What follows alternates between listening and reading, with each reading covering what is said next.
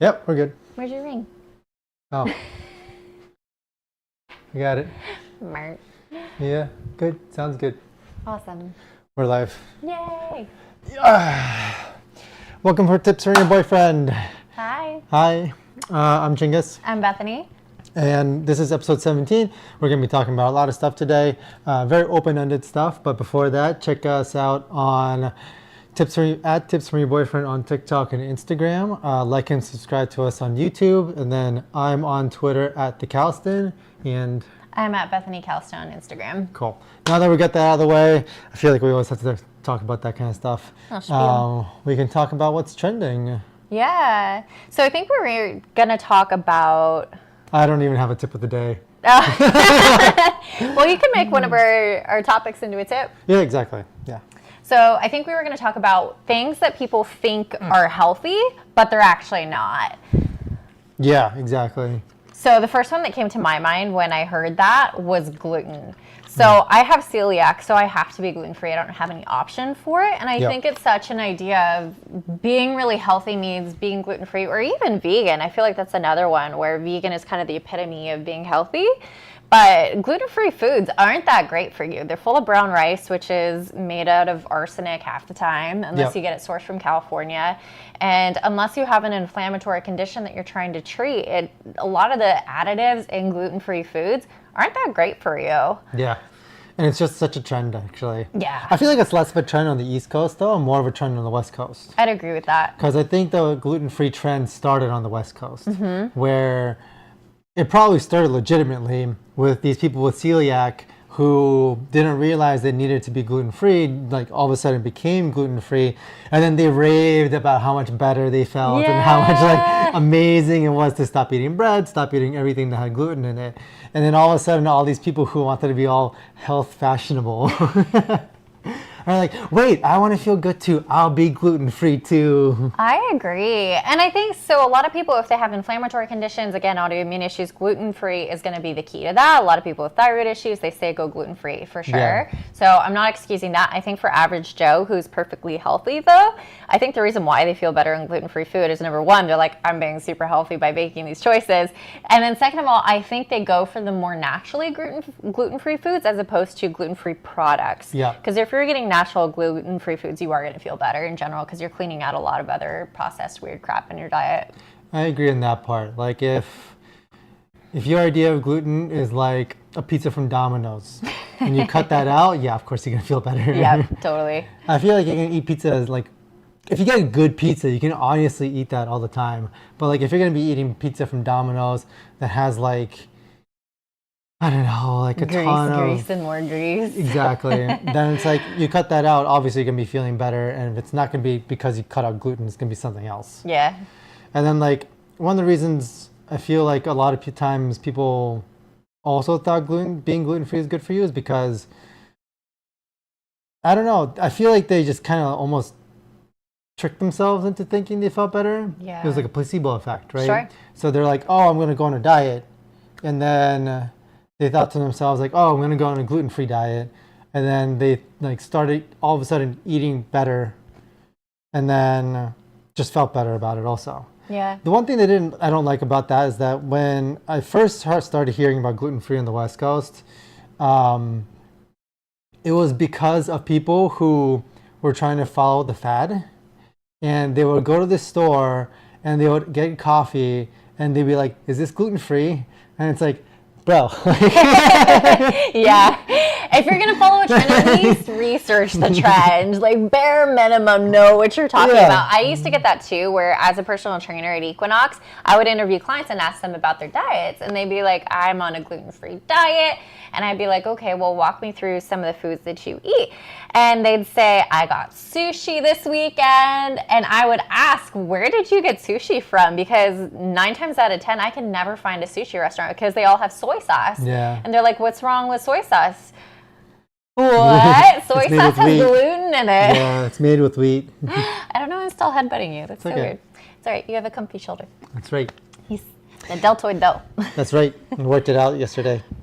Shit, what was I going to say about gluten? I don't know. What's another one for you? No, I have one more point that I was going to say about like all these people who are doing the fads.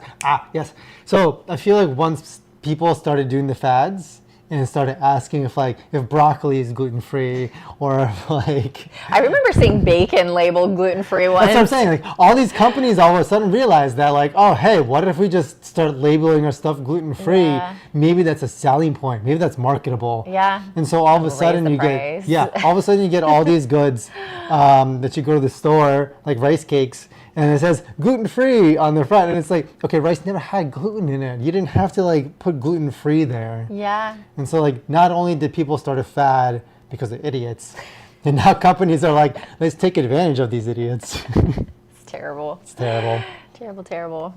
No, the one thing that people think is unhealthy for you but is probably healthy, or it is healthy, is fats. And that one's complicated, so I can't, because like there was this huge push, from my understanding, because I wasn't alive back then, back in like the 80s and 90s, of like everything being fat free. Yeah. Like everything said on the like labels, fat free, fat free, fat free, and then basically in those same goods that said fat free, they just replaced everything in that good with sugar. Yep. And then all of a sudden you get this huge obesity epidemic because all of a sudden everyone's just consuming sugar over and over and over again. And sugar tastes good, but sugar is also not quite filling. So like the more sugar you eat, the more sugar you're gonna want to eat. Well, and it sends the signals in your brain almost like a drug addiction, essentially. Yeah. So you start to crave more, whether you notice it or not. And then you get super cranky when you don't get it, and then you start thinking about it when like you're not eating, and then like if it gets really bad, you start snacking constantly.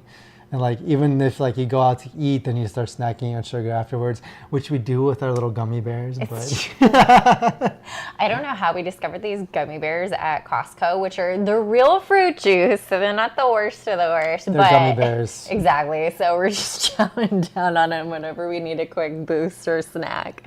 We're like little 5-year-olds with our little gummies. Right, and they come in like these little like packets with like 7 or 8 gummies in each of them, so they're like perfect for a snack. You're just like, oh, I want something to like chew on, and then you just go and reach for like a gummy bear packet, and then you just chew on there for a little bit. So bad. So bad. Oh man. But anyways, a lot of people didn't realize for the longest time that like fats are good for you. And the reason why I said this one's a little more complicated is because there are still good and bad fats. And generally speaking, I don't know quite the difference between the two of them. Like I try to eat a normal amount of fat, but we also eat relatively healthy. Mm-hmm. So I feel like the fats we get from the natural foods we get typically are healthy. Yeah. Like a lot of the fats that we get from our food is going to be olive oil, like we use to cook. We eat a lot of avocados, so that's going to have a lot of natural fats. Where else do we get most of our fats? I would say those are the big ones. We're huge avocado eaters. I try to at least eat an avocado a day. Coconut, almond milk, nut butters, have a lot of fats. All the coconut that we eat, yeah. And so I don't think any of those are bad for you. No, not at all. But even butter, I don't think is that bad for you. No. Like, eat it in moderation. Obviously, eat like your normal kind of amount of fats that you need in a day. Don't eat like a stick of butter. You know what I mean? Like the issue with butter is that when you go to the store and you get a cake or get something else that has a lot of butter in it, they put like an entire stick of butter into it.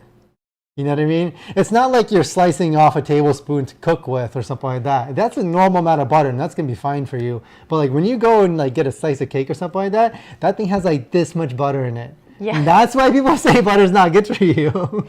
Literally, I make an apple pie for him every single year for his birthday, and I think it's a stick and a half of butter. Well, you get... It's 2 pies. Two pies. So the recipe makes 2 pies. So at least it's, but still, it's so much butter. It's just like a stick and a half of butter. Much. Like, Not even counting what's in the crust. Yeah. That's why I'm like, okay, fat's good for you. Don't replace all your fats with sugars because sugars are generally not too good in large quantities anyways. This is going to become a meme, everything in moderation. Yeah, but I think that we'll dive into that a little bit more. But again, fat's obviously not in excess. And there is a difference between saturated and unsaturated fats. So saturated fats are more of animal meat style fat. And that's going to be a little bit more unhealthy for you. So again, just limiting the quantity when it comes to that. Not saying avoid it. It's not bad for you inherently. It's just too much of it is a bad thing, as is anything. What is it? We're talking about like bacon? Yeah, so... Or like if you get like a piece of steak or... Exactly. Like maybe like 80% ground beef? Yeah, right. So any kind of animal fat or any kind of animal meat is going to have saturated fat with it. And so, again, just limiting. So when you're eating that, just making sure you're having proper portions. But that's the only fat that can be bad for you in excess. But in excess. Yeah. Again. No one's eating like 2 steaks a day like, for every meal. Yeah. And again, too, it's not that it's inherently unhealthy. It's just unhealthier than some of the more natural, like plant-based fats. Yeah. Like coconut and avocado. I feel like just eating a bowl of cereal in the morning is probably more unhealthy for you than eating a steak a day. Yeah. Because like cereal, they market it as a whole meal or whatever, but like it's not good for you. Agreed. It's just sugar. Yeah. They might fortify with some like vitamins and stuff like that, but like it's still just plain sugar, and you'll just get addicted to it, and you're not going to get like a lot of anything out of it. I think that's another thing that people think is healthy, but it's not. Granola and cereal, essentially, because I think going back to previous generations, it was just a normal breakfast because it was vitamin fortified. Everyone was like, this is breakfast of champions. Right. You know, and then you have your milk, which everyone was drinking by the gallons too, because it's going to make your bones healthy, supposedly. So it's just, to your point, loaded up with sugars, which isn't going to satisfy you. So you're going to be hungry in like 3 minutes. Yeah, exactly. You'll get like a spike to your sugar blood levels, and then a crash, and then you're going to be hungry again. Yeah. It sucks. That being said, I do love a good bowl of cereal. I mean, we don't even have cereal. Well, cereal as in granola, because we don't buy cereal. But no, I'll do it as a dessert on occasion, on like random times when I'm at the store hungry. Never shop hungry. I swear, it's just all gonna be bad. But that's when I'll reach for. I feel like a chocolate bowl of cereal, and then after the bowl, I'm like, eh. We used to buy granola all the time. Yeah. That was becoming an issue for a little bit. Oh my gosh, there's this one brand of granola. It's called Bare Naked. I think so. I think that's what it was. I got it from Whole Foods, and it has like cashews and some other pumpkin seeds and whatnot. And Most important ingredients, chocolate. It's so addicting. I used to just literally open the bag, grab a spoon, and just dive in, and the bag would be gone in like 2 days. Yeah. It was terrible. So I stopped eating it because there was no rationing it for me. So I mean, granola is marketed as healthy, and I would say it's pretty decent for you in small quantities. I would think that if you ever make your own granola, it'd be even better for you. Yeah, agreed. So the granola that I make at home is a lot of nuts. So it's almonds, walnut, or pecans, and just a mix of different things. And I know the sugars that are going into it too. Whereas when you buy store-bought granola, you get a lot of oats, which it has fiber, but again, lots of sugar. And then you don't know what kind of sugar they're processing with it too. A lot of times they'll use brown rice syrup and other sugars that aren't as great for you. Yeah. All right. Well, fats, granolas, all that kind of stuff. That's good. Yeah. I don't know. What's another good one that's like people...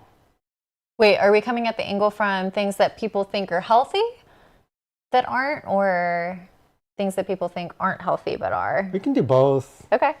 Let me see.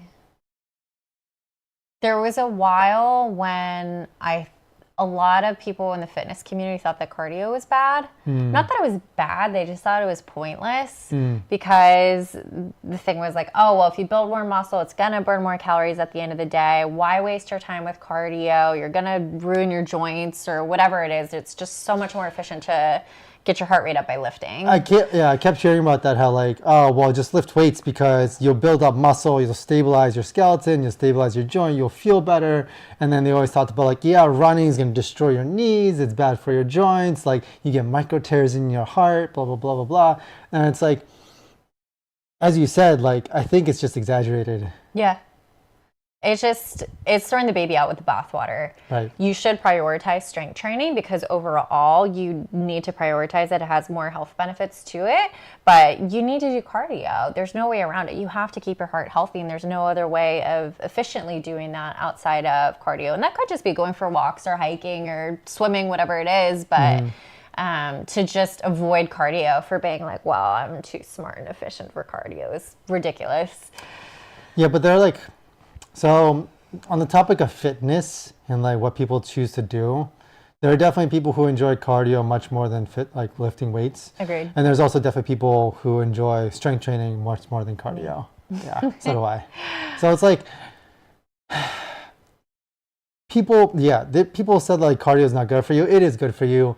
And I think that if you're going to be prioritizing strength training, you should definitely do a little bit of cardio, keep your heart at least somewhat in shape. Yeah. Because you don't want to do only weightlifting. Then your heart's always going to be like falling behind. Yeah. What else? Things that people think are good for you but are not. Or the people think is not good for you but it is. Or rather, people think that it's not healthy but it is healthy. We're so confused.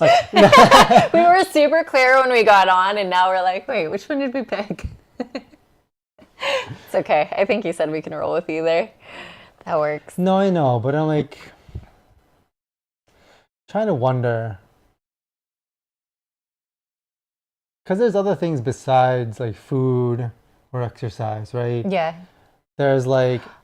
I was going to say, not to interrupt, the IV drips that are super popular right now. I see people getting those, just no questions asked. Sure, shoot me up with a needle and go for it. I remember last summer we were at the pool and there was a IV booth hydrating people who are laying out in the sun, which is cool, and I did. And so I got the menu of the different things that they offered and I looked at it and they had vitamin combos that you actually can't combine. Like your body can only absorb one thing at a time. And you also, when I asked them, I went over and I was like, hey, where do you source these vitamins from, or do you know what is it, what kind of vitamin B and whatnot? They couldn't even answer that, which to me is wild. And so I looked up the company that had done it. They were a Botox company that decided, oh, this is getting trendy, let's make some money, and started offering IV drips, which so crazy. I was gonna say like 10 times out of 10 IV drips are not necessary unless you're going to the doctor for like a serious medical issue. And so like if you're trying to optimize your health, you literally do not need an IV drip. Just eat, sleep, and exercise and you're fine. But like I always hear stories of like nurses like self-administering IV drips and all the kinds of stuff. Parties and yeah. such. Yeah. I remember being in LA, if there was a party, people were like, okay, who has a nurse who's a friend? And that way they can hook us up and hydrate us while we're drinking. Yeah. That way we don't get hangovers. So crazy. Yeah, I would disagree with you though, because I think that certain IV drips can be really good. Like there are ones like glutathione, which is really great for the immune system and cellular like regeneration. And you can't really get a lot of that through your diet on your own. Or if you're anemic, getting an iron drip can be really beneficial for people, or vitamin B12 shots for people who are deficient. So, but again, to your point, if you're deficient and if you're not able to get enough in your diet, by like strategically eating certain foods. So I feel like it's for certain populations, not just across the board. Like, hey. I would say it's for very certain small specific populations. Yeah. Of like extreme, either athletes or just extreme performers. Yeah. And if you're sick, sure, getting some hydration, whatever. But sleeping and taking a nap is probably a priority over that. IVs are not something that I think the average person would ever want to do. Who would want to stick themselves with a needle unless like they're doing it for work or they have somebody else who does it for work, unless you're friends with a nurse or a doctor. And then it's just like, why would one of those people want to do that at home and while they're doing it? But that's the thing, is I feel like people think that the more extreme something is, the better it is for you. Right. So the consistent things like eating your vegetables, getting enough sleep, exercising on a regular basis isn't as effective as, well, if I go into this cryotherapy sauna or, do the most extreme things. Same thing, like if you look at facial health, right? You have these vampire facials where people go, they get their blood cells drawn, and then they get their blood cells injected into their face, like literally just like hundreds of injections all over their face to the point where they literally look like a vampire and have to recover from it. Yeah. They would choose that over just normal like skincare regimes and eating well. It's just, people will reach for the most extremes. I was reading about this guy who was like doing some very like honestly, to me, it's creepy where like he was doing blood infusions from his son Oh God. so that he could feel and be younger than he is. So he's like, how old is his son? I think his son is like in his early 20s and he's in his 50s. Okay. And so like both of them, both him and his son, because I think his son consented to it and is actually all for this. Both him and his son work out consistently, are very much out, I would honestly say obsessed with being healthy Sure. and youth and all that kinds of stuff, to the point where this guy's son is helping his father with blood transfusions so that his father gets, there's a scientific explanation for it. But it seems to me at a high level that like he's essentially using young blood to make himself younger. That's so creepy. That's why I'm creeped out by it. I'm like, I don't know what he looks like in person, but I've seen pictures of him like on magazines or like on Reddit or something like that. And the dude looks young for 50s. Yeah. You know what I mean? Dude's face is very like wrinkle free and it's like very young looking for his 50s. But it's so creepy. That's bizarre. Because it just strikes me as like the father sucking the life force out of the side in order Literally. to be younger. I'm like, oh my god. Although It's like some creepy like story comic book shit like happening in real life. That's so weird. Although Vampire I stuff. still think literally. it's creepy no Yeah. matter what, but they do say if you get blood taken out of you, your body actually becomes more efficient and better at producing blood, I think, and it's supposed to be healthy in a way. So the idea of bloodletting isn't that too far out. So at least there are some health benefits potentially for the son instead of him just being like right. And so like I read about this also a little bit. I don't know the exact words, so take my words with a grain of salt. But like apparently bloodletting, as in like going to donate a pint of blood, you donate a pint of blood that has quote unquote toxins built up over time that your body doesn't like filter out over time, right? But then your body just creates new blood to fill it in. So you're essentially just removing all of those, they're not toxins, but like dust, blood dust, you know what I mean? Like when you live places, dust builds up, right? Unless you clean it out. And so you're essentially removing blood dust from your blood and you're replacing it with new blood that doesn't have dust in it anymore. Okay. And so it's like,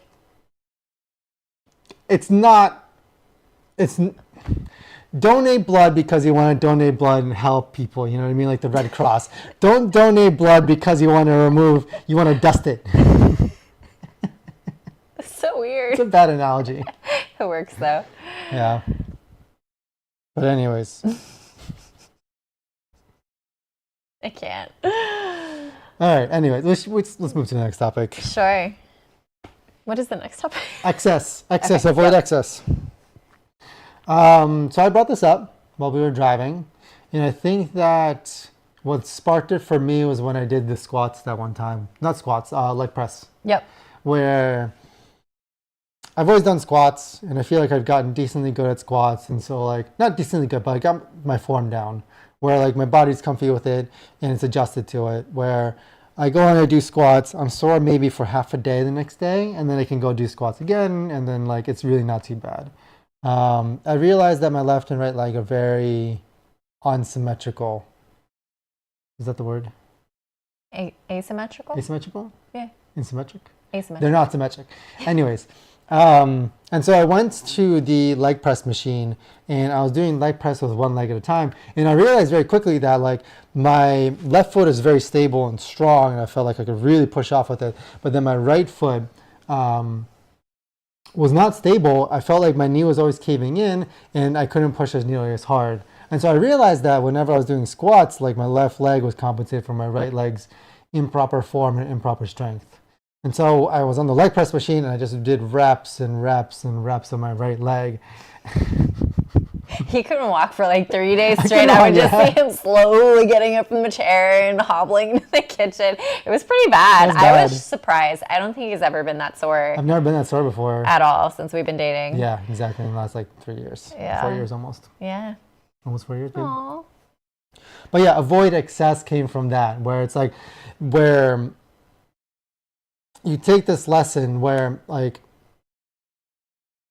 doing something so long or so hard or so extreme is actually worse for you than doing it moderately and then just building up over time. Yeah. And I think you can avoid excess and apply that advice to almost anything, honestly. Yeah. Happy medium is always the mantra that I'm trying to tell people, because you can take a good thing too far and then it becomes a bad thing, essentially. Yeah.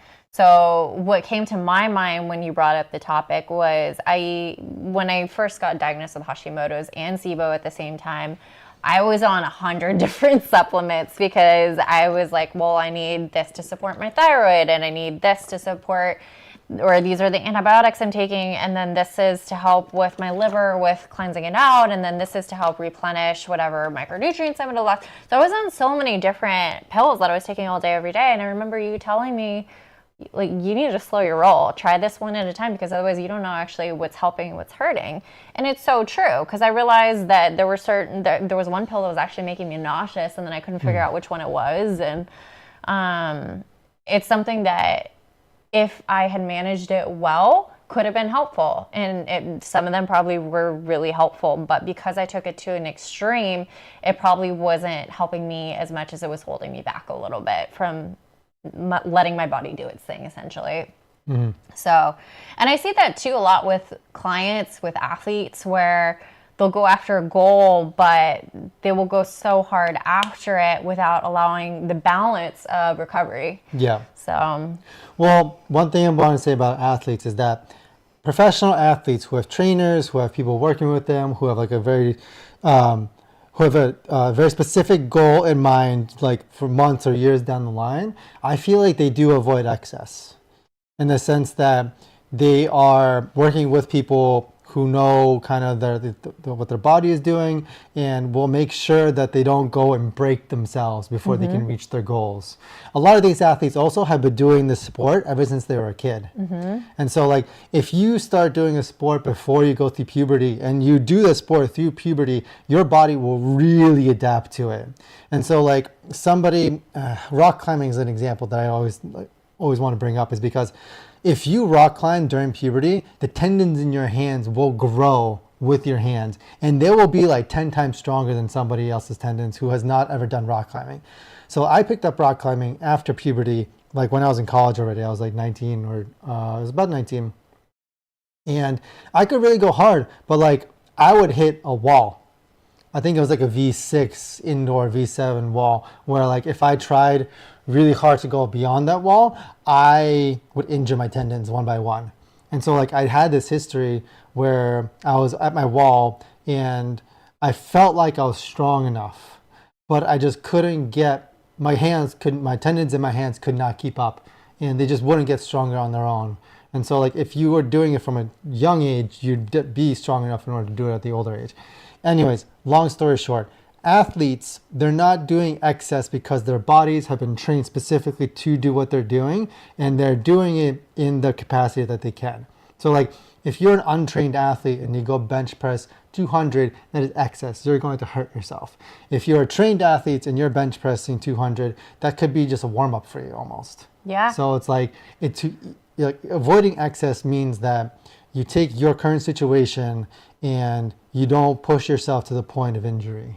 Yeah. And to your point, athletes have coaches who will program training for them, and they program the rest for them so that they're not going 100% every single time that they're out there, or every time that they're training. They cycle through these phases. Yeah.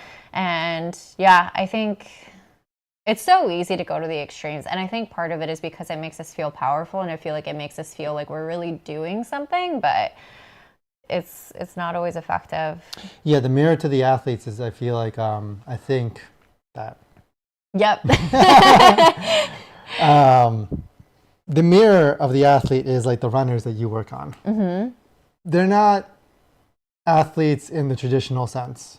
They're like self-taught athletes. Yeah. And they go to excess. Yeah. I have clients who are runners, and I feel like they have a mentality, some of them, obviously not all of them, that if they're not running marathons, then they're not a good enough runner. Mm-hmm. And it just breaks my heart to hear that, because I don't know why that became kind of the metric for being a great athlete, but they push themselves so hard. They push themselves into injury, into the point where running probably doesn't even feel good to them anymore. But they do it because they want to achieve this goal. And it's just, again, going back to the excess. And I have clients who are refusing to do strength training or do anything else but that, or even just limit the distance. If you tell them, hey, back off, maybe just even for a little bit, and then come back to it, it's just like, what? No. Yeah, no cross training whatsoever. Yeah. So they don't build like a foundation in order to get taller. They build like this really skinny tower. Yeah. And reach as high up as they can, and then collapse, Yeah. injure themselves, or do something else and break their bodies. Even stretching, right? Yeah. Stretching is so good for you. But if you do it to an excess, you're gonna loosen your joints to the point where your body doesn't feel secure. You're gonna get chronic pain, and it's not gonna be good. I have clients who stretch and stretch and stretch, and it's like picking at a scab where it feels good in the moment, but at the end, it's not actually doing anything good for you because you need to strength train on top of it. Yeah. I agree. Avoid excess, I think, is pretty good advice. The only people I would say that it's not good advice for is like peak athletes. It's like, you do you, man. You probably have a training program, you have your goal in mind, you have everything like set in motion, your mental's there, your physical's there. It's like, just go. You do you. Yeah. If I see like a strong man deadlifting like 500 pounds, I'm like, I'm not going to tell him to avoid excess, you know what I mean? Yeah. Or like a bodybuilder dehydrating himself. I'm not going to tell them to avoid excess either, because it's like... It's the nature of the beast. It's the nature, yeah, exactly. So what they choose to do, you know what I mean? Yeah. It's not, they don't have a different goal in mind. That is their goal. Yeah. I'm trying to think of another example. Foods. Yeah. It's a big one. Avoid excess, avoid eating too much. Like, obviously counting calories is the big one. Like, don't eat too many calories in a day because you're going to gain weight over time. I feel like that one's slightly loaded advice. Might get in trouble for that one. Even, I would say there's a trend right now of having very, very high fiber diets, which fiber is really good for you.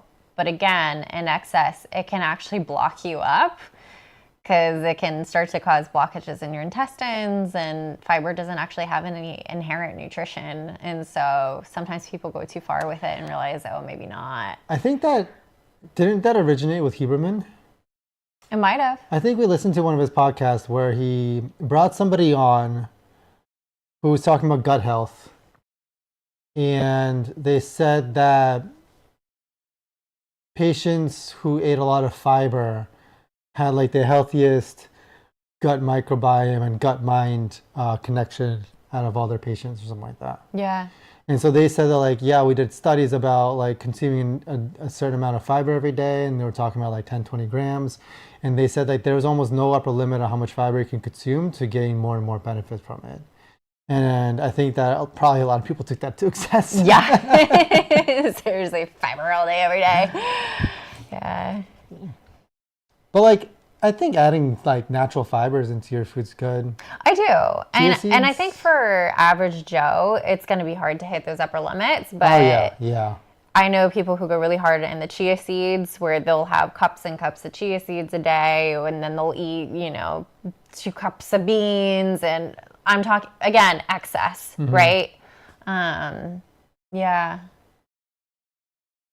If you guys are interested, check out Huberman podcast. I think he talks a lot about that kind of thing. And I think it was the gut microbiome episode where I remember it from. Yeah, it was a while back too, so you'd have to Google that one. On his website, I know he has a search, so if you have specific topics that you're interested in, you can put that in. It'll show you the different episodes where he's talked about it. So if you put in fiber, I'm sure that one will come up. Yeah. Because that was kind of a main talking point around that episode. Otherwise, in terms of food, I feel like you should avoid excess in fats. You should avoid excess in carbs. It's really difficult to excessively eat protein. Well, carnivore diet's really big right now, right? There are people that literally will only eat it if it's an animal product, and that to me is just what? That's extreme. Excess. I generally agree with you. Carnivore diet's probably a little bit too much, But I don't think carnivore diet's really accessible to a lot of people. It's not, but a lot of people are doing it. Like At least in LA. That's one thing that I've been carnivore hearing. diet seems incredibly expensive. Yeah.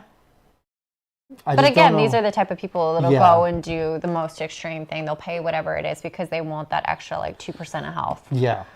And I don't think me and you are going to reach them. No, definitely not. Excess.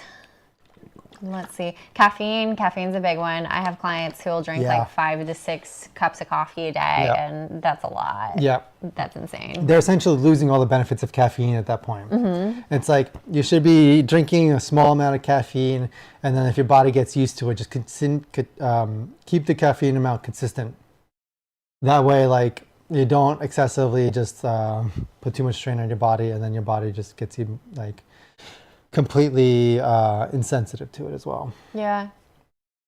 That, and I think too, another one, and this is kind of a little more intangible one, but putting too much emphasis on your physical health. Like going just so much and focusing solely on nutrition, diet, whatever, that you neglect your mental health, that you neglect your relationships. And I think that can be anything, right? Like you can go too hard into work where you neglect everything else, but just coming back to balance, happy medium. Agreed. Again, that probably doesn't reach, I don't know. I feel like the people who like put too much into their physical health, yeah, they should probably avoid excess. I agree with you. No, never mind. Where my mind was going, and I think I got distracted a little bit, is social media use.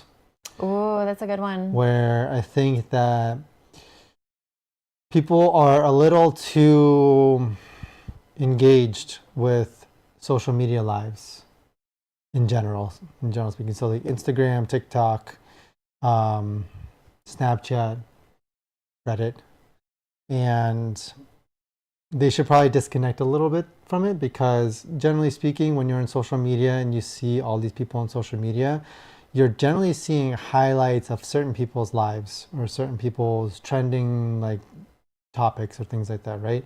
And you're not seeing the everyday person who's like outside walking around, like shopping, doing all the kinds of things. And so you kind of get into this weird loop of like, you finally start to think that the people online are the normal ones, and you don't even recognize or don't even notice the people outside your door. Yeah, I agree with that completely. I think that there should definitely be boundaries, and when you're using social media, to be intentional and mindful about how you use it or how long you're on it for, instead of just kind of mindlessly scrolling through. I'd agree with that. And I think too, this is so tangent from going excess, but again, people just doing stuff to post on social media and living their lives kind of in a way for social media instead of actually just living their lives. It's kind of in a way, like we saw a video this morning of a guy watering an armadillo that was thirsty, and he's like, oh, I'm giving water to this armadillo, and he's just pouring water on this poor armadillo's head, and the armadillo is like trying to get the water, and this guy is like, oh, I'm doing such a great thing. Meanwhile, this like dehydrated, this dehydrated armadillo that's like, why are you harassing me? So so he's an example of someone who just kind of, instead of actually being in the moment, living his life, was just like, hey, I can use this as an opportunity. And I think if you do social media to an excess, you start to wire your brain for, how can I incorporate this on social media? How can I share this with others? How can I live this way instead of just living? I think I'd even take it even further. I think that person's beyond that stage, where I would guess that it's staged, that video, because I don't think wild armadillos are really going to let you like get close enough, or even if you do get close enough, they'll probably just roll up and stay there until you leave, even if they're like super dehydrated and thirsty.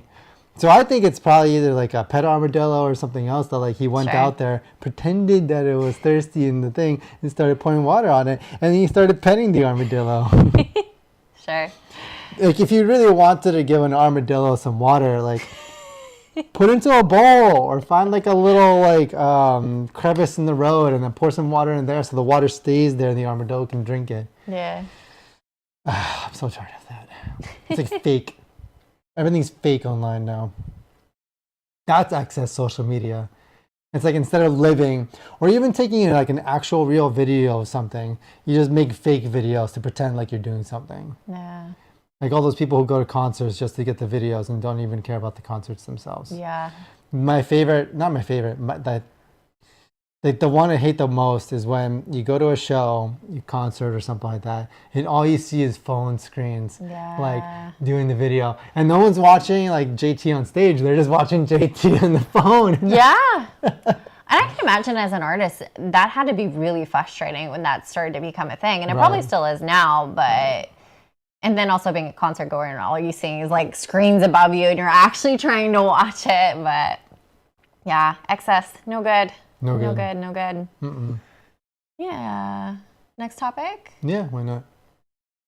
I think the next topic I want to talk about is happy relationships. Yeah. What makes a happy relationship?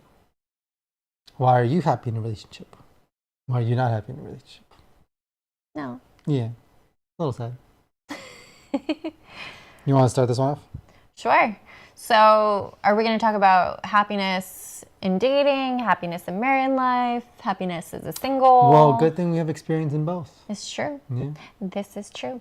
So, I would say, I was thinking about this earlier when we brought it up. I think for me, the foundation for being happy in a relationship is trust. Mm-hmm. Because it just helps you relax into things and to just be able to enjoy it on a whole other level. So for me, even from the beginning, you were so clear with your intentions for me and with what you wanted that I feel like it just created this foundation of safety within the relationship to the point where I could relax into it and just enjoy instead of having just this negativity in the back of my mind wondering what you could be doing on the side or whatever. And I think that when you have just pure trust in each other, it just creates bliss. I wasn't even going to go that deep. No. I definitely, like, it's 100% like one of the most important things in a relationship is trust, right? If you don't have trust, you can't really build anything on top of that, right? So like I trust you with everything, you trust me with everything, and it's good. It's great. It's freeing. You can kind of like breathe a sigh of relief and just kind of like relax and do whatever you want at that point, right? Yeah. But like what I was going with happy relationship is like what makes me happy in our relationship? Okay. You know what I mean? What makes you happy in our relationship?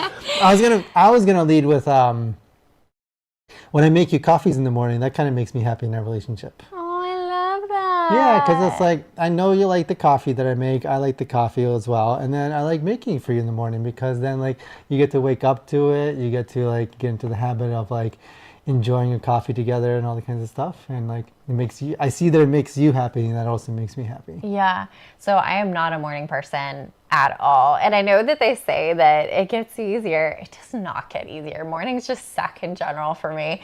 But waking up to a kiss from you and a coffee that's delicious to the point where it made me dislike Pete's coffee, which used to be my jam. It's a latte to be more specific. Yeah, it's so good. It's just the best way to wake up. And it sets my day off. Just such a great start of just like feeling loved and cared for. And yeah, I love it. It's also nice to wake you up and you be happy about it rather than So, side story. This morning, we were going to do yoga at 9:15. Yeah. He wakes me up because I'm sleeping in. He wakes me up at 8:55. I had 5 minutes to get ready. It takes 10 minutes to get to the gym. Yeah. Raging this morning. I refused to look at him, wouldn't talk to him. I was just so cranky. So that's an example of me on a bad morning. Yeah, we scrambled and we got there literally 30 seconds before class started. Yeah. I think we were the last ones in. The yoga instructor closed the door and started talking, like setting up for the class and like telling us, like, relax where you want, and, like all that kinds of stuff. Bad. So that is not my ideal morning. No, I should have woke you up with a coffee. Yeah. No, but we were out of almond milk this morning, so I couldn't make you one. So That's I did. true. But something like that, you know what I mean? I used to like cooking for you, but then cooking became really difficult. I don't know why. Like, it was interesting for a while, the act of like learning new cooking techniques and learning how to make new dishes and like cooking all the time and practicing them and all that. And then I sort of lost interest a little bit over time as well. And so I used to love cooking for you, having you try it and like trying it myself, like screwing things up, and then like we still have to like power through it sometimes. All the experimentation. It's like whenever I made shrimp, it would come out like 10 different ways, 10 different times. Yeah. It was always pretty good. It's just that the ratio, I feel like, of cilantro to whatever the sherry vinegar was just always different. I'm just like, Yeah. So that made me happy. I liked cooking for you. I love doing yoga together. That's one. Yeah. No, what really makes me happy is when he'll randomly say, let's go to the beach together, because he knows that going to the beach is like what fills my cup up. And so whenever you just out of the blue are like, hey, let's go to the beach, it's just, I love it. Yeah. It makes me so happy. But yeah, things like that. Yeah. And I feel like you can kind of generalize it to like, this is like making coffee for someone or cooking for someone or like going to the beach together is like one of those things that you can classify as like a quality time or act of service or like one of those 5 love languages, right? Yeah, absolutely. Because what were the 5 love languages? There's acts of service, quality time, gifts, words of affirmation, and physical touch. Yep. Yes. And so like you can kind of like almost classify any one of these things that might make you happy in a relationship into one of those 5. Yeah. What are your like top 2? I think the top 2 for me are quality time and physical affection. Yeah. I think so, because I think that was what it was, right? Last time I took the quiz. It was like 3 years ago we took it. I would say almost that acts of service would be one of yours, because I feel like even now you're describing how much it lights you up to like make coffee for me or cook. Yeah, but like I find it that when it makes you happy, it makes me happy. So like usually when we're talking about the love languages, it's acts of service somebody does for them to make them feel good. Got it. That's true. That's true. Okay. Yeah, for me, physical touch is like way and above anything else. I just crave affection. And then second one for me is I do love acts of service. For sure. Or no, quality time for sure. Yeah, that would definitely be, it would be like neck and neck. Yeah. I think quality time probably is my biggest one. That we can spend time together just talking or doing something together that like really fulfills me. Yeah. Physical affection's good up until a point. Like it's good, and then I have my upper limit, and then everything above that upper limit, probably less. Space. Yeah. It's like it's a meter. It like it like goes up and up and up, and then it needs to come down. You know what I mean? And then if it gets too low, it needs to come back up, and then it needs to come down. Happy medium, no excess. Versus for her, there's no limit to like how much you can go. You know what I mean? I will take all of it. There are times too where he's trying to just get his space, so he'll like smother me on purpose, and I just love it. I'm like, this is great, and he's like, dang it, you're enjoying this. Yeah. What else? Words of affirmation I feel like don't do much for me. They do a lot for me. Yeah. I would say gift giving is my lowest. Because like I do appreciate gifts, but I'm not a very... It sounds so arrogant being like, I'm not materialistic, but it just, on my totem pole, it doesn't fill me up as the other things do. Yeah, for me, I think it's just those 2 big ones. That like, if I get good quality time and we are hugging and kissing and all that, I think I'll be pretty happy. Nice. Yeah. Oh. Like if you give me gifts every now and then, I'll be like, I'll be like, thanks. You know what I mean? If you buy me shirts, I'll be like, take them back. Whatever. Like if you buy me clothes, I'll be like, I don't need those. Words of affirmation, they're nice. Also makes me feel a little self-conscious because I always compare myself to like people who are better than me typically. Oh, that's so sad. Why? It's just, you gotta take it. I will when I'm more physically attractive than 99 out of 100 people in the room.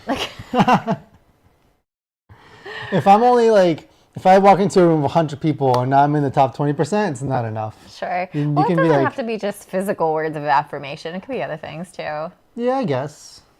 That's true. It could be like, you're so amazing at making lattes, babe. Yeah, even that doesn't sound that great to me. See, I think that like words of affirmation, I don't know what it is, but like I almost find it not manipulative, but almost there. Mm. Where like if you tell me how great my lattes are, I'm thinking to myself like, oh, she's just trying to like condition me to make her make lattes. Oh my God. That's so sad. Yeah. That makes me sad. No, for me, words of affirmation is just, I need that verbal reassurance that you're supporting me, that you're on the same page. I like to hear it, even though it's things that I know sometimes I don't know it and it's a surprise to me and I'm like, oh, I love that. Mm-hmm. But other times it's just, I need to hear it. It puts me at ease and it's just something that I like hearing it come out of your mouth, even if it's something I know. But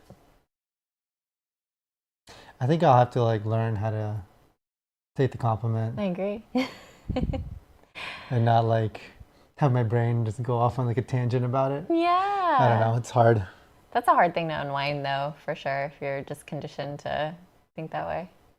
Is there a love language we haven't like talked about almost at all? I feel like we covered 4 of them. There's a 5th one. Acts of service, quality time, touch, gift giving. Yeah, that's it. Acts of service, quality time, touch, gift giving. That's 4. Quality time, touch, gift giving. Acts of service. Acts of service. Words of affirmation. Yeah. We can't count. Yeah, I think that's all of them. Yeah, no, yeah, we're good. Okay.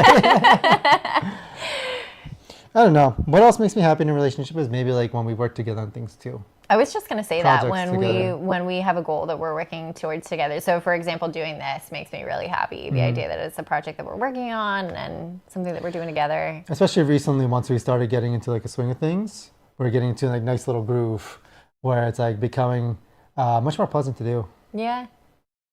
Yeah, definitely. And then like when we plan things for the future, when we have something to look forward to, that makes me happy. That way we can both like kind of dream about it. Yeah. Living together is nice. I like that. Mm-hmm. I don't know. What else? Yeah, I think those are really big ones. I'm trying to think of what else. I mean, there's also the given like base assumptions, right? Like you sleep well, so like when you're in a relationship, you have a good sleep together. You're in a relationship, you eat well together, you exercise together, or like get your exercise. You meet like your base kind of physical needs as well to be like a healthy individual. Like if you're not getting those like while you're in the relationship because of whatever's happening in the relationship, then it's not going to be like positive outcome there. Yeah.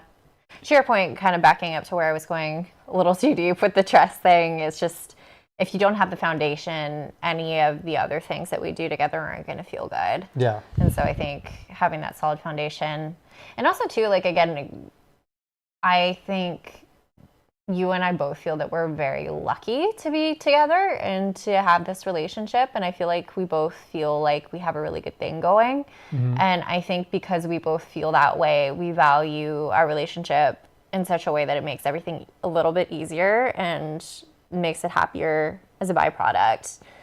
Like, for example, if you and I do have a disagreement, we really value what we have so much to the point where you and I both have equal interest in figuring out as quickly as possible and kind of reconnecting. And I love that. And I think that creates less friction overall in a relationship, which ends up in a higher quality relationship, happiness. Yeah, and I feel like the opposite of like what me and you essentially do is that like people are always looking for the next best thing. You know what I mean? They're not interested in what they have right now because they feel like, oh wait, I might be able to get something better in the future. Yeah. And so that's they're really such a good point. Yeah, and they're not like, if something goes wrong, they don't care about fixing it. They'll take that as a sign as like, oh, it wasn't meant to be, and then move on to the next one. Right. And so they don't build on anything together. They don't like give that relationship a chance because they don't work on like issues that they might have easily solved if they actually did do.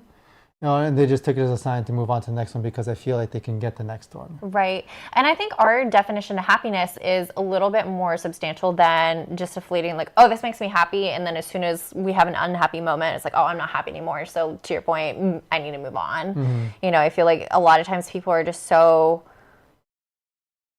just not self-gratifying, but like. I think it's just dating culture at this point. It is. But then also in general, too, it's like we expect to be given the best at all times, I feel like. And there's not any grace or wiggle room in that. So it's like as soon as you feel unhappy, it's just kind of like, okay, well, this is... Or like same thing with jobs, too, right? Yeah. Like the moment you feel like you're unhappy at a job, no one tries to power through it or like figure out, well, why am I unhappy? Is there anything I can do about it? It's just, okay, this is my cue to go. Yeah. I think there's also an aspect of like FOMO. Yeah. Fear of missing out. So they're in a relationship, they're unhappy, and they think to themselves like, wow, there might be a perfect guy out there for me, or there might be a perfect girl out there for me where I could be happier. So it's like, what am I doing wasting my time in this relationship when I can just go out there, start swiping, find my new one, and like maybe I'll be happier in that one. Yeah, grass is always greener. Grass is always greener. And then they get to the next one and they realized they're most likely going to be coming across all the same issues, and they're not going to be happy in that one either. Yeah. Like, I don't know. Neither of us had that attitude about it. No. So that makes things a lot easier. Yeah. Because like if you're in a relationship where one person has that attitude and the other person doesn't, that's impossible. If you're in a relationship where both people have that attitude, you're not really in a relationship. No. You're in a situationship. Exactly. That's exactly what it is. It's like both of you are kind of seeing each other and both of you are just waiting for something better to come around so you can ditch the other. Yeah. Ew. Ew. It reminds me of LA, no offense. I was going to say that was definitely my experience in LA. I feel like that was the sentiment of you need to be perfect because if not, there's going to be something better around the corner for me. So they'll ditch you in a second. It's just a cultural issue.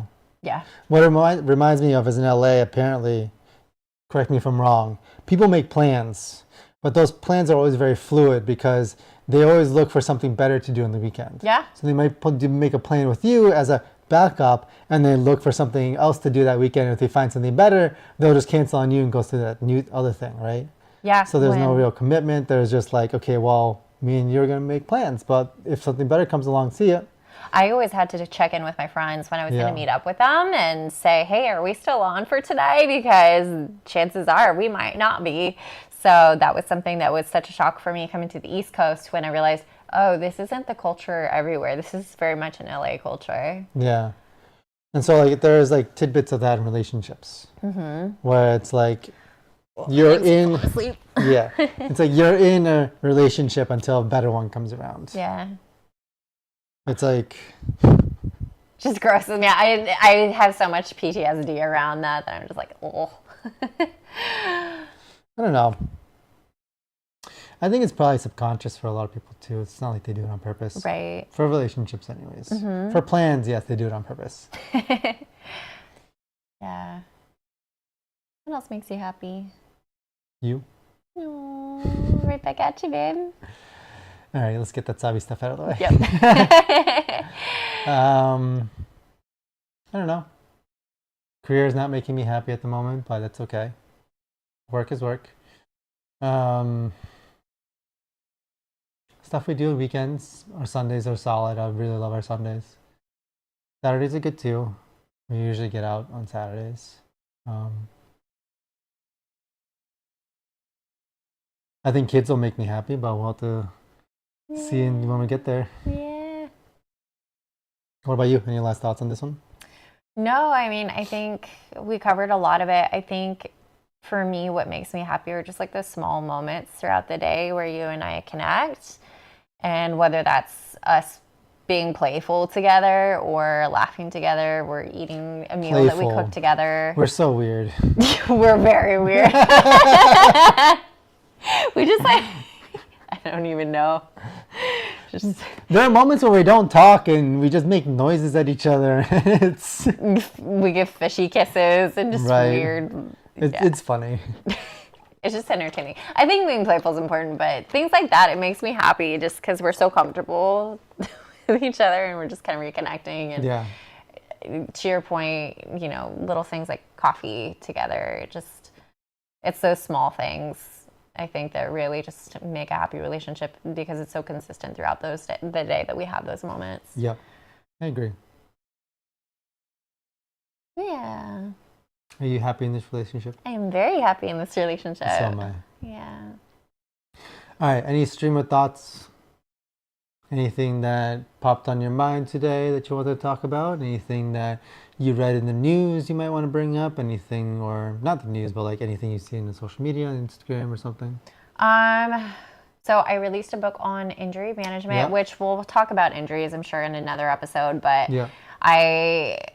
it kind of came to me because I have clients who navigate injuries, and a lot of times they'll feel stuck, they'll feel depressed, they'll just be really frustrated. Why is this happening to me? And I don't really know what decisions to make to help me recover faster. And I have been through so many injuries myself personally that I know how that feels like. And I just wanted to provide a resource for them to navigate it a little bit more easily and kind of know more information about how to deal with things. That way they can make more educated decisions for themselves and what's best for them. And so I'm really excited about this. It's up on Amazon. It's called Overcoming Injury. And you helped me. You read it probably like 12 times. I am sorry. I'm like, babe, can you just like edit this for me? And he's like, ugh. But we got it done. And I'm so happy it's out there. So we'll talk about that later. So that's really fun for me that's now public. Because I kept it quiet that I was working on that. And so no one really knew about it. So I'm excited. Nice. Yeah. Outside of that, I'm looking forward to sunshine tomorrow. It's been overcast every single day this week. It even snowed several inches actually the other day. There's still piles of snow outside, It's supposed to be 61 and sunny tomorrow. Nice. Go figure. But I'm here for it. It's spring in New England. Just get used to it. Yeah. It's like every single year, for some reason, recently, it's been snowing in April. And you're just like, why? I don't know. I don't want to. Yeah. It's ridiculous. Agreed. I don't know what's on my mind recently. I feel like I read drama on Reddit for fun. And like I feel like I share it with you nowadays too, and like get your opinion on like things. And I think to myself, like, that's pretty much like we don't really have too much drama in our lives, like at all almost. And I feel like I need my drama fix from reading it online and like from other people's lives. I don't know why. So gossipy. Not gossipy. I don't know any of these people. I don't know any of these people. Still gossip. So what am I supposed to know? It's not gossip if I don't know. It's literally me reading a story online. You know what I mean? Someone told a story and I'm just like, oh wow, that's a good story. Jerry Springer is watching a story on TV. But it's not Jerry Springer, right? Okay. You do you, babe. You do your novelas. Yeah, essentially, right? It's essentially like, because I associate Jerry Springer with like hillbillies, and then like telenovelas I associate with like Spanish dramas or all that kind of stuff. But like, it's kind of like my version of like online nerd drama, essentially, like written form. Is there a really interesting one that kind of stands out to you that you read recently? It was the one that like came up to me like just now was how they're 22 years old and he took his girlfriend and her friends out to dinner at a really expensive restaurant. Oh, I remember you telling me about this. Yeah. And he said that they paid around almost $1,000 for a dinner. And when it came time to pay, he paid for himself and his girlfriend, and he didn't pay for her 3 friends. And he said that it got super awkward afterwards and super silent, and his girlfriend got angry with him. And his girlfriend, after a while of pestering, basically told him that the expectation was that he was going to pay for everybody. But he didn't want to pay for everybody. He just wanted to pay for his girlfriend. And everybody in the comments was basically on his side, saying that he had no obligation whatsoever to pay for his girlfriend's friends. And I thought to myself that, like, we're missing a little context of the story, right? Like, let's put myself in one of the girls' shoes that was, like, felt jilted, essentially. Like, my buddy and his girlfriend invite me out to dinner, like, to dinner at these places. If he invited me to dinner where I'm expected to pay $200 for dinner, I'm going to tell my buddy, like, hey, like, are you paying? Because I'm not paying $200 for dinner for myself. Sure. But, like, if you pay, I'll come and, like, I'll bring my company and I'll be happy and everything like that. But, like, if you're asking me to pay, I'm not coming. I'm sorry. I'm not paying $200 on dinner. That's insane. Yeah. That's ridiculous. Like, I don't need that kind of food. And I think, like, for the post itself, when he wrote it up, I think he purposefully omitted that when he invited them out, he set the expectation that he was going to pay for them. Or I wonder, too, because it was her friends, I wonder if he just told his girlfriend, oh, don't worry, I'm going to pay for everything, but meaning, like, me and you, and not clarifying. And she just tells her friends, like, hey, it's on him. Don't worry, come. Let's go to this, like, super pricey restaurant. So I'm wondering if maybe there was, like, a miscommunication there. But I personally don't think there was a miscommunication. I think that the person wrote it in a way to make it ambiguous. But in reality, he did invite them out with the expectation that he was going to pay for it. And then when the moment came, he didn't pay for them. Right. It did sound interesting, though, with the friends. He claimed that they were choosing the most expensive things on the restaurant to pay or to buy. So, yeah. Which he seemed affronted by of like, well, if they knew that they were paying, then they would have never ordered those things for themselves, and kind of taking advantage of them type situation. Everybody has been in the situation where you go out to dinner with your friends and you're like, okay, well, we're going to, like, it's fine, it's a normal dinner. And then all your friends and, like, this big group, they all get appetizers, they all get drinks, and when it comes to pay the bill, they're like, oh, just split it evenly, like 7 ways or something like that. Right. It's like, wait, I didn't get any alcohol, I didn't eat any of the appetizers. Yeah. It's like, I got one dish, why am I splitting with everybody? You know what I mean? It's like, you gotta set the expectations of who's paying for what at the beginning. Otherwise, people are going to be angry. You know what I mean? Like, I came with the expectation that I'm going to pay for my own meal, but then all of a sudden, I have to split like 3 appetizers and like 10 drinks that my friends got. I agree with that. One time I went to a friend's birthday and I thought that everyone was going to pay individually. And so I wasn't even that hungry. So they didn't even have gluten-free options on the menu, really. So I had this tiny little gluten-free dish. And that was it. I didn't get a drink, anything. Everyone got sides, dessert, drinks, and at the end of the day, split the bill. And it was like, okay, happy birthday. Yeah. But yeah, no one likes being in those situations. It sucks. And I think it's 10 times worse because, like, when you go there, fine, you're dropping, I don't know, an extra $20, $30 tops. At least. Typically when you split the bill. Yeah. Like, you'll be your dish plus the split of everybody else's, so it's an extra like $20, $30 on top of that. But then, like, put yourself in these girls' shoes, and all of a sudden they're going out, and all of a sudden they're paying $200 instead of like what they were expecting to pay. Sure. I would be pissed. Yeah. I'd be pissed. Yeah. I would have told them, like, the girls, I feel like, were being polite and it was awkward. But, like, I would have been at the table and be like, hey, like, if you weren't going to pay, you should have told me up front that I would not have come. Yeah. Like, I would have wished you a happy birthday. I would have celebrated with you in any other way, but I'm not going to spend $200 on my own dinner. Agreed. Well, and also being 22, it's hard because I feel like at that age, miscommunication is a lot easier to do because you still haven't quite, like, formulated your brain yet. I think that happens when you're 25, when your brain fully develops. So miscommunications happen a lot. You just haven't learned how to do that. Managing finances with friends, I feel like that's still something that's a newer hurdle for people. And relationships too. You're still young in relationships as well, and navigating that. I also don't give them the benefit of the doubt because they went and spent almost $1,000 between the 5 of them.